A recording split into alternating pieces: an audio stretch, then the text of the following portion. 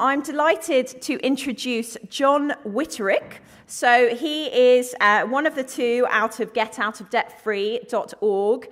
He was here on Doom Watch last night. He knows all about the fraudulent banking system, money system, and he's going to talk about the nature of the cage. So let's welcome John.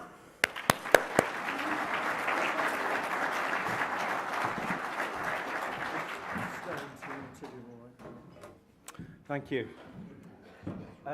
Just before we start, can we just take... I do. Hold on, there we go. I have done this before. Just before we start, can I just ask us to take 3 deep breaths, just to bring ourselves present in the room. So if you just take a deep breath in, and out, and in,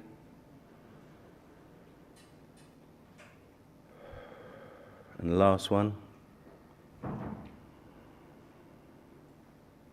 And just bring your consciousness just into your heart, and that will connect us all together for the rest of the day. And we're going to have an amazing day. What an event. Can I just have a round of applause for the guys that have organised this? Absolutely wonderful.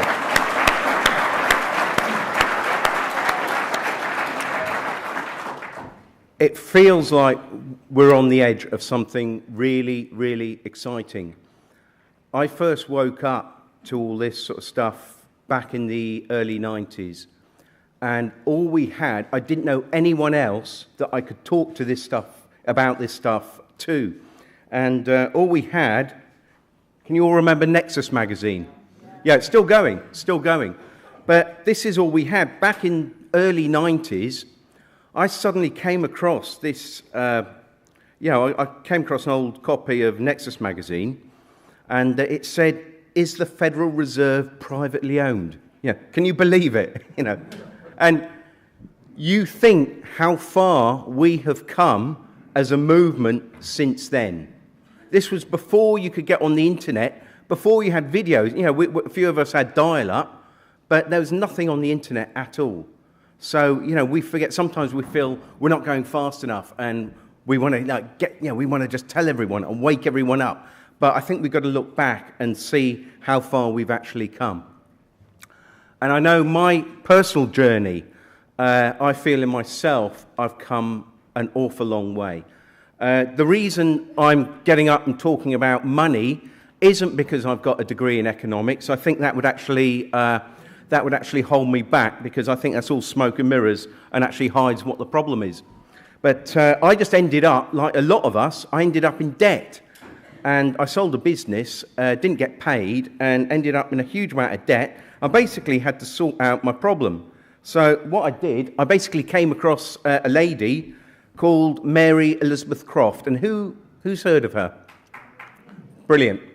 So good, over half the people in the room. I mean, that's absolutely fantastic. If you haven't heard of her, get onto the internet and look at this book. It's an amazing book.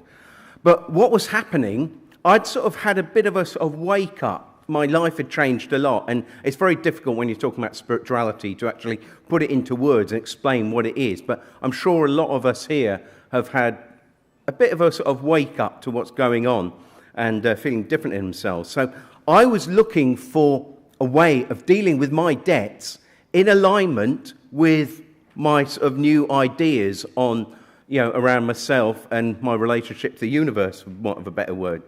And I came across this book, and how I clobbered every cash confiscatory bureau known to man. I mean, it's a remarkable book. And I thought, fantastic, this is it, I've got the answers. So what I did, I got into, this was about sort of 2005, something like that. And I thought, brilliant, this is amazing. So I Googled Mary Elizabeth Croft template letters, expecting thousands of results. There was nothing. So I thought, this is going to be difficult. So what I did, I actually reread the book twice. And the last time I read it, I made notes so that I understood the book completely and got where she was coming from. I then put some template letters together, and I then sent them off to the debt collectors who were hounding me. And at the time, I was when the debt collectors phoned up, I'd sort of say, hello, and my voice would go croaky. I'm nervous now. But when these guys phoned me up, I'd go, they'd say, is that John Witterick? I'd go, my voice would go croaky. I'd start shaking. And so, but after reading the book and sending the letters, something happened. Because when they phoned up, I was confident because I could see through the scam. And the monetary system scam is so simple that I'm sure a few of you that have seen presentations that I've done before know what I'm going to do. But I did have 10 marbles. I now have 6 marbles. Okay? Okay, we're always... Okay, I think there could be 4 in the bar last night. Okay, I have 6 marbles. I shall put them back in. Right, is there anyone in the room that can get 7 marbles out of this bag? Have we got any conjurers or magi or magicians? No. There's going to be one. Every time you think you borrow money from a bank, that's what they expect you to do. And it's impossible to get 7 marbles or 11 marbles from 10 marbles.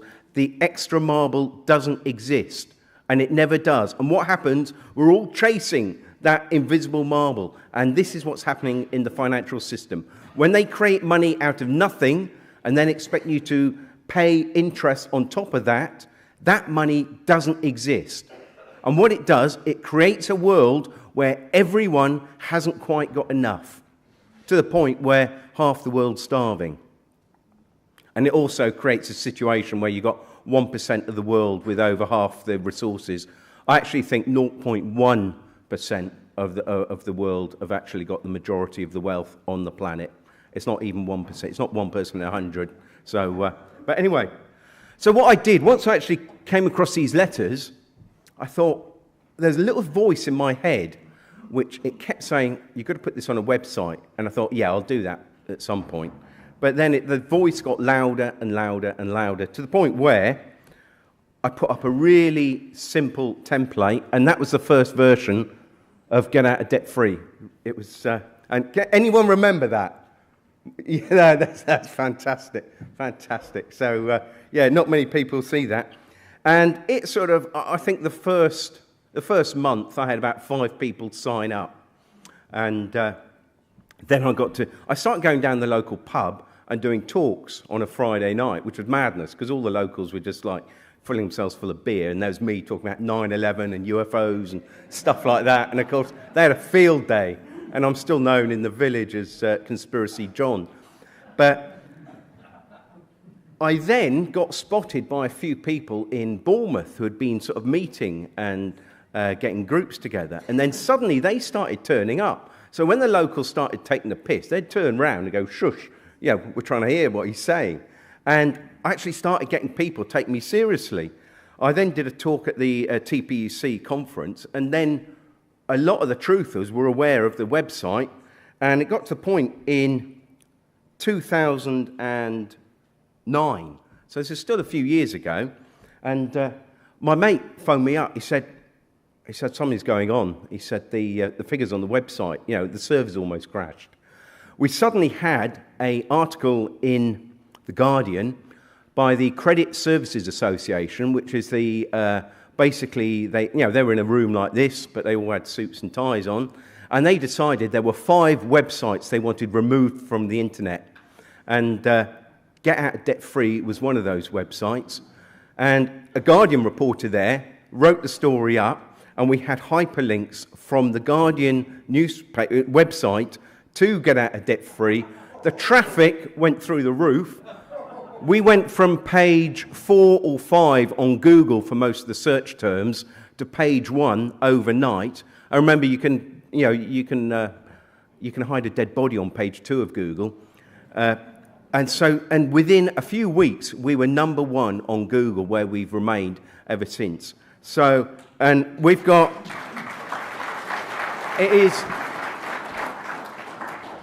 The latest incarnation of the website looks very, very slick, a little bit too slick for some people, but we are now a mainstream. We are now the mainstream. So it's looking like a mainstream website. And so it's looking professional and tidy. And I'm not suggesting anyone actually do this, but somebody spotted this on Brighton seafront in chalk. And can anyone say, it's not very bright picture, but it's getoutofdebtfree.org, across the seawall. So, I mean, it's amazing. So, and I just feel fortunate to be part of this movement and be able to share this with so many people. None of the original work was my own. I don't take any credit for it. It was Mary Elizabeth Croft, didn't get the template letters up. She's been in contact with me in the last sort of year or so, and actually said thank you for getting a load of traffic to her website, and I had the opportunity of thanking her for her amazing work. But, as George Carling says, just because you got the monkey off your back doesn't mean the circus has left town. Okay, which is like, yeah. So, I don't have any debt problems because I no longer have personal debt. I'm supposed to actually have my own share of the national debt, which is up to about 5 trillion, which, if you actually printed that in £50 notes and put it on pallets, it would actually 5 trillion. I know 1 trillion in £50 notes would cover a football pitch and a half with the pallets stacked one on top of the other. So we're talking figures here which are absolutely ridiculous. So, excuse me. What's the problem with money? Well, yesterday we had Justin, and he explained a lot of the problems with it. But the wonderful thing is the bankers themselves don't keep it a secret. Because what I'll often do is ask, anyone here ever had a loan? Yeah, all hands go. And I go, no, you haven't. You've never had a loan in your life. There isn't, and they haven't got money. We get this idea. We're told at an early age that what you do, you put your savings in a bank, and the bank lend your savings, and that's absolute rubbish. What's happening is every time you get a credit card, a loan, or a mortgage, they're creating brand new money. And if you don't believe me, well, I've got some quotes coming up in a second, but just like Monopoly, I say it's worthless paper, only 3% is actually in notes and paper and effectively debt-free, although it's got nothing backing it. So just like Monopoly money, it's completely worthless. And then if you want £1 million, if a bank needs £1 million, all it does on a keyboard, tap, tap, tap, £1 million. There it is. Simple. So, if you don't believe me, here we've got Mervyn King, ex-governor of the Bank of England now, and he said when banks extend loans to their customers, they create money by crediting the customers' accounts. He's actually saying they create money, and he's not the only one. Here we go, Ralph Hawtrey, former Secretary of the British Treasury. Banks lend by creating credit. They create the means of payment out of nothing. I mean, there's loads of them. There's loads of them. So I'm not the only one. And there we've got, this one, this is a Lord Adair Turner. The financial crisis of 2007-2008 occurred because we failed to constrain the private financial system's creation of private credit and money. So you would think they'd have learnt something by now and put something in place to stop it happening.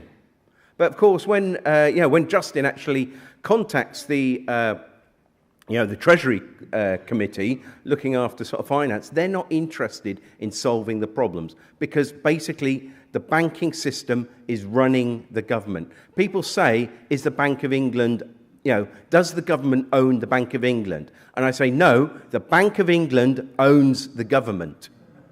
Seriously. And I remember, when I read Nexus magazine, the actual article was about 5 pages long, and it went into a huge amount of detail. But all I remembered about the Federal Reserve is it's not federal and there's no reserves. And that's all you need. That's all you need. I mean, we laugh about it, but it is laughable. It's completely laughable. And, we are entirely dependent on banks' actions because they create and distribute 97% of the money supply. And who gets the money and for what purpose basically comes down to the bank. And, our current form of capitalism has no concept of right and wrong. It only recognizes what is profitable and what you can get away with. And when you have the government, media, military and police on your payroll, you can get away with pretty well anything. And they do. And we saw that, in yesterday's testimony, and we're going to see more today. And so we produce more than enough food to eradicate world hunger. Too bad there's not enough money to pay for it. And so I honestly believe that the monetary system is the root of all the problems on the planet. I really do.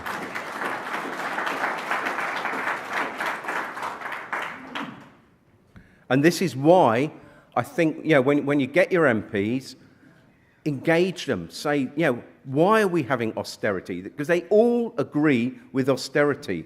We should be living in an era of abundance.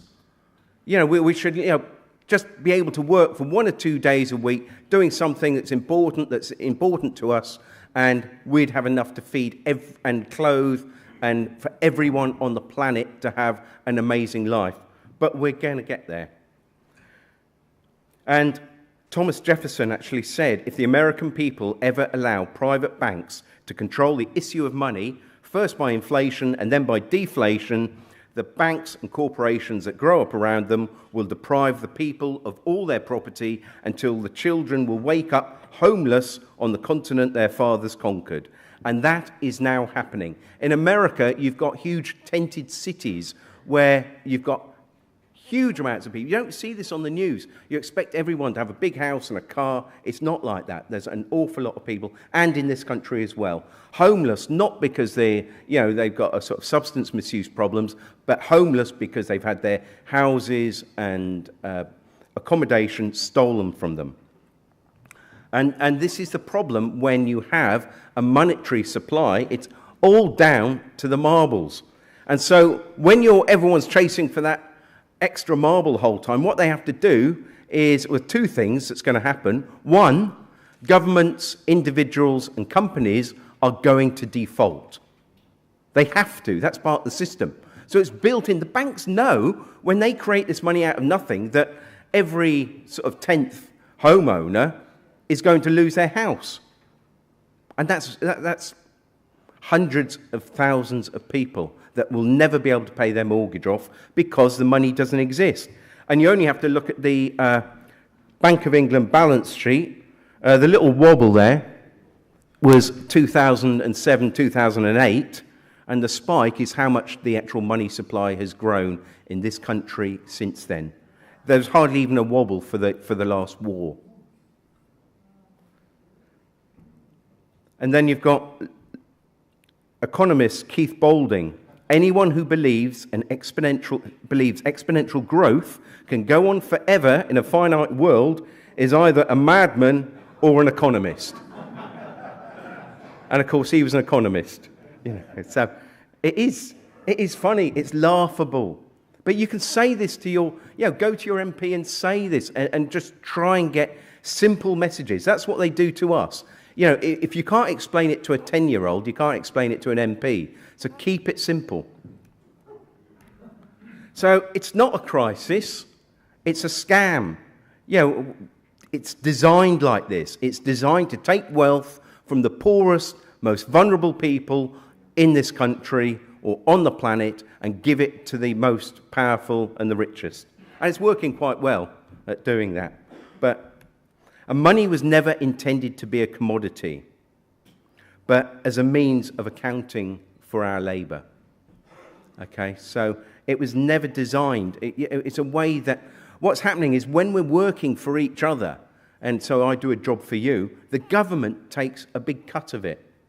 And it's taking, most people are losing about 50% of their income in various taxes. So it's almost like they're turning us into sort of slaves.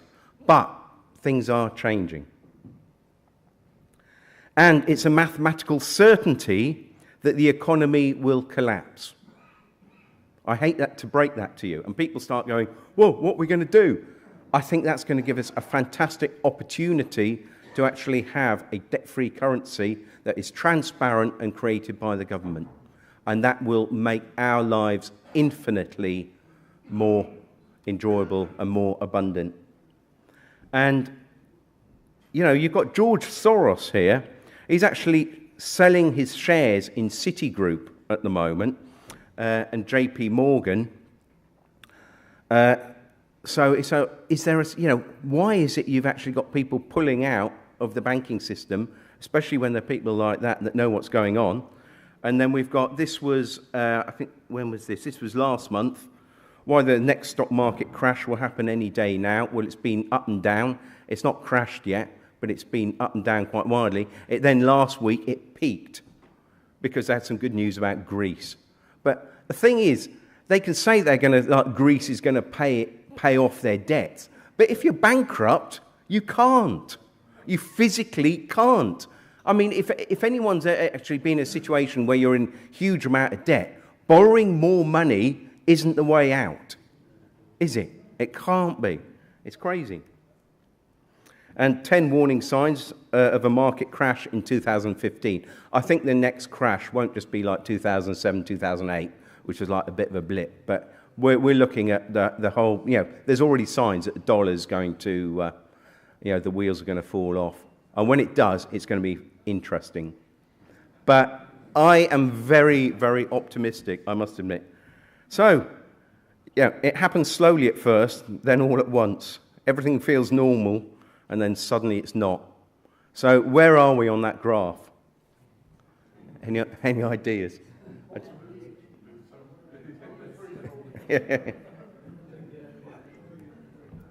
But just like Monopoly, at the end of the game, it's all got to go back in the box, hasn't it?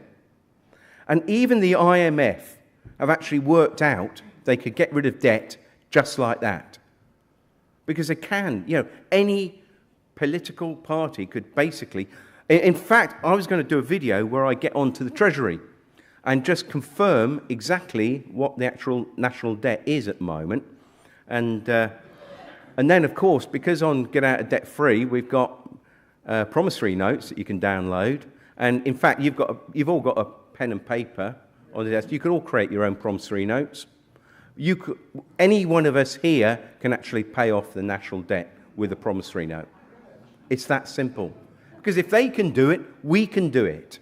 In fact, they're corporate fictions. They're not even real. So, and of course, I've got to mention my buddy Justin, who's...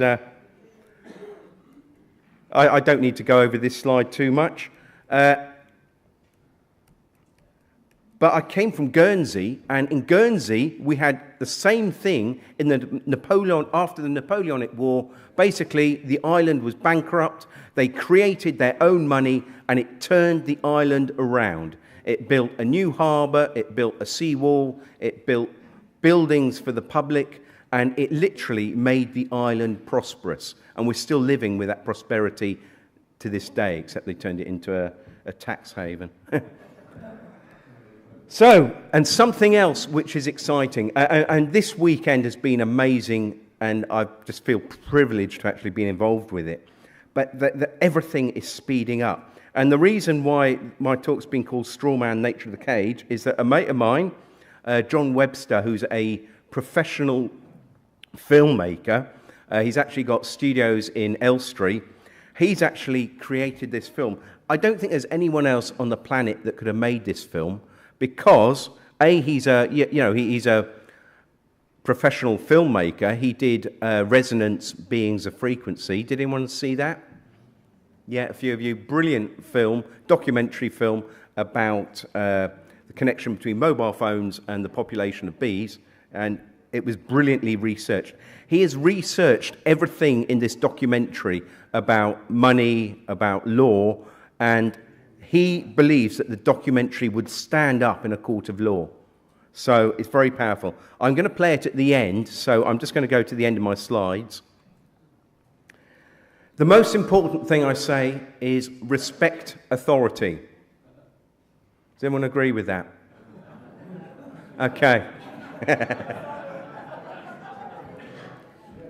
Okay. Okay, I will explain. There is only one authority in your life, and it doesn't come from outside.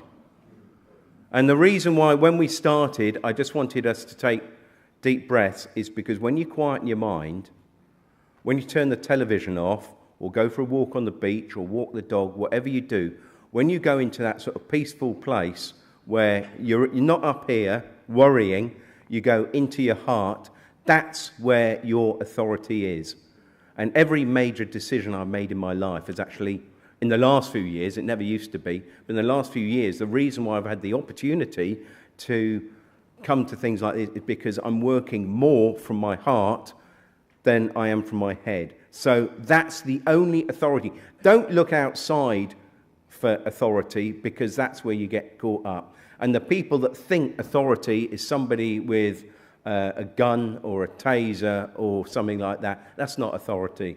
Authority comes from within. And we're seeing that when people stand in their power, that's how we're going to actually overcome this fraudulent system, because we are in alignment with the truth. It's very powerful. I believe in the months to come, our world is going to change beyond recognition. Our true history will be revealed along with the truth of the system we've been living under.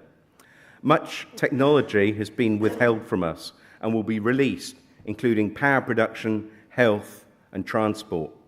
War, disease, and pollution will be a thing of the past.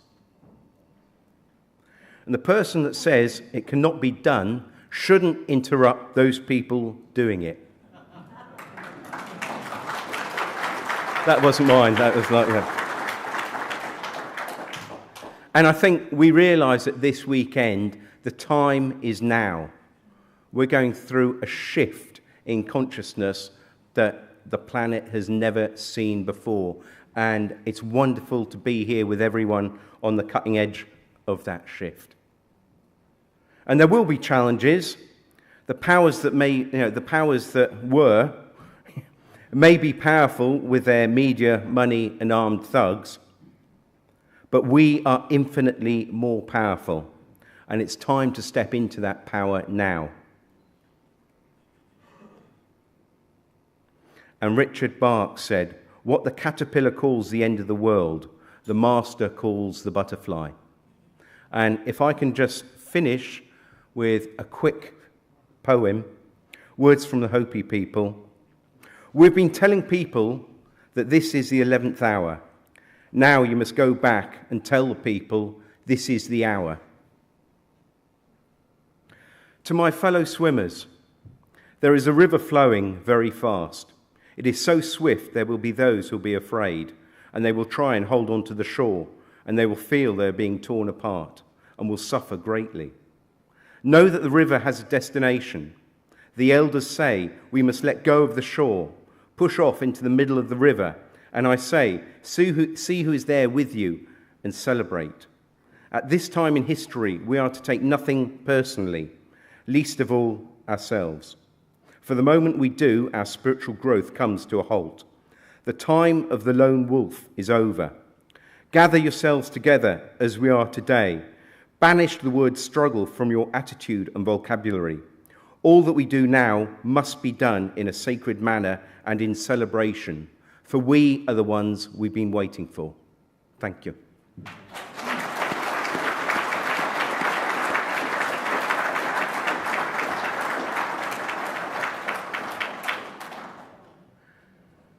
And I'm just going to finish by, we've just got a quick trailer for Nature of the Cage. If we've got time for that? Yeah, we do. Thank you. Work out how to play it. lost my cursor.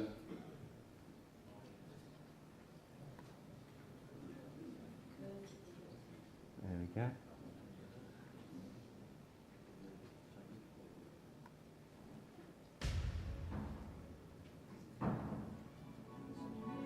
Don't know if we've got any sound on the...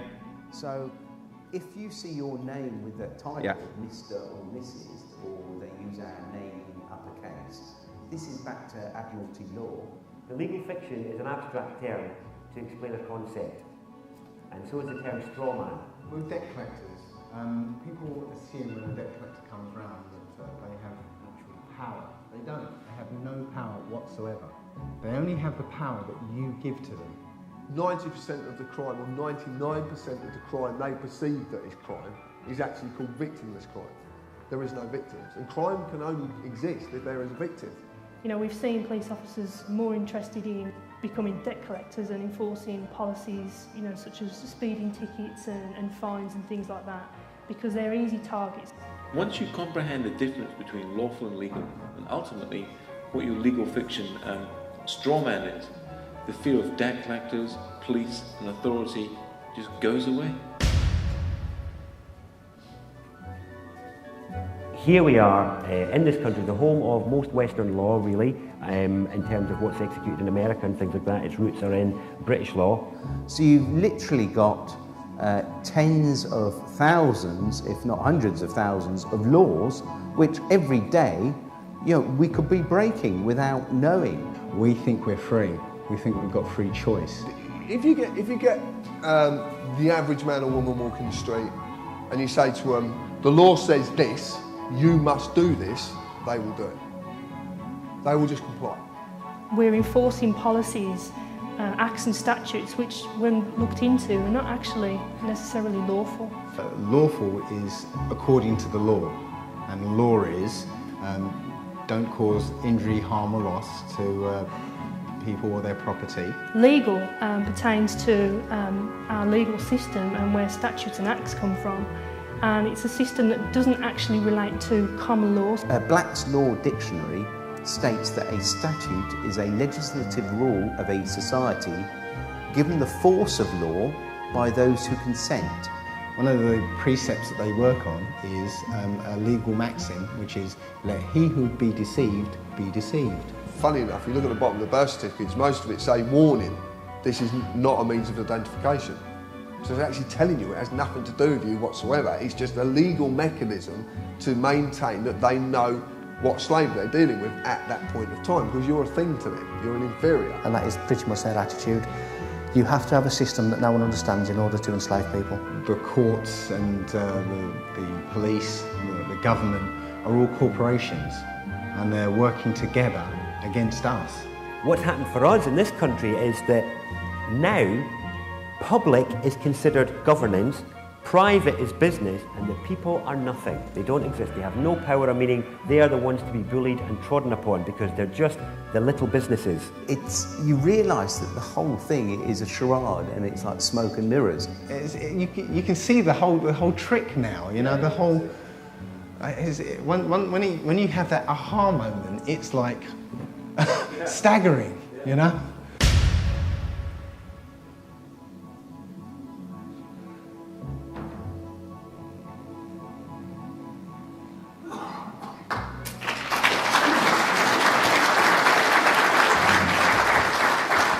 Right, and that should be out, it's going to go out free on YouTube, and it should be out in the next month or so. So he's on the last edit, so look out for it, and it's going to be something, it's amazing that we can share with people. So thank you very much for your time.